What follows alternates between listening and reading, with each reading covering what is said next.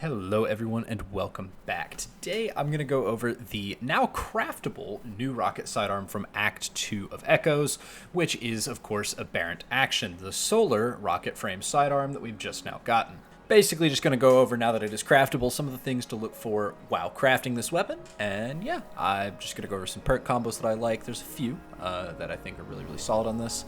And yeah, if you like the video, like and subscribe, always go a great way to help me out. Twitch is linked down below if you ever want to see a stream. I'm not going to waste too much of your time with an intro today, so let's just go ahead and get rolling. Aberrant Action is a rocket sidearm, much like the Call and the Indebted Kindness, which uses special ammo and is become really popular as a special ammo type in the game, with the Call and Indebted Kindness both finding their way into a ton of people's loadouts. And I think honestly that Aberrant Action is a really good one as well, that you'll probably get a lot of mileage out of. One quick thing to note before we get into some perks and stuff, it does usually say it has 0 range. That does not appear to actually really affect anything, so I would just not worry too much about that. Don't worry about trying to get the range back up. I've played with it quite a bit in PvE at this point, and the range feels fine. It doesn't feel like it actually uses range to calculate much. It seems like its damage comes more off of explosions and such, so the 0 range looks odd, but it's really not too much of an issue. Also, on top of that, I think this one over both Indebted Kindness and the Call has some really cool perk combinations that those just don't have, and I'm going to go into that a little bit more later in the video, because first we're going to go over some stats and intrinsic parts of it that I also think make this really good compared to the Call and Indebted Kindness. The first thing that I really think that this one has is arguably the best origin trait of the 3 legendary rocket sidearms we currently have. Radiolarian Transposer just seems to get the most value out of this one because you can pretty easily spawn the Radiolaria puddles, and it does look like most of your perks, like Incandescent and things like that, do proc off of damage dealt by the Radiolaria puddles, which is just really useful for essentially pushing the ammo economy of these weapons even farther compared to something like Sundering on the Indebted Kindness, which is a very good origin perk, but doesn't necessarily do much to push the amount of like AoE damage that these things can do further than it already is just at base. From the gameplay I did with this sidearm and a bunch of different levels of content, Radiolarian Transposer just felt like it was pretty much the best perk I could get access to. I really loved the way it felt, and I think it's one of the better origin traits that a rocket sidearm could roll. The Call's origin trait, the Dealer's Choice, is very good for the super energy you get. And Sundering on Indebted Kindness is definitely not bad, it's just this one felt like it was the most active of the 3. The other thing that I really liked with this sidearm was the fact that it's craftable means you can put whatever barrels and magazines you'd like on it. Basically just letting you decide to have a little bit better reload speed than something like Indebted Kindness, which is not craftable and is a little more RNG based. Now keep in mind the Call is also craftable, so there is a little bit of a tie there in the craftable department, but as far as energy slot goes, I do hand it to this over Indebted Kindness just because Aberrant Action is craftable with what I think are slightly better perks than Indebted Kindness, so I give it a little bit of a leg up on it since you don't really need to farm for it, and once you can craft it, you can put whatever you want. Not to mention that dungeon weapons are not enhanceable for some reason, so the Call also has enhanced perks since it's craftable from the Pale Heart, but Aberrant Action is currently the only energy rocket sidearm with enhanceable perks, so that's another point for it over Indebted Kindness. Then all that brings me to perk combos for Aberrant Action. Perk combos. Well, for the first column, there's actually a few things I really like.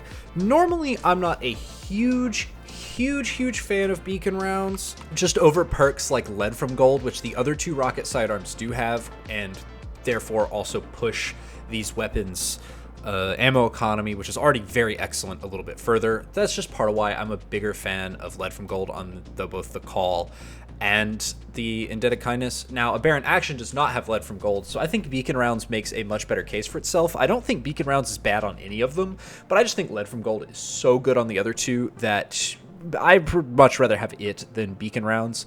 Now, again, like I said, this one does not have Lead from Gold, so you won't be able to just get free ammo for picking up a heavy brick with it, but you do have perks like Heal Clip as well, which give you more utility, and if you want to carry more ammo total, you also have Field Prep if you want to go that route.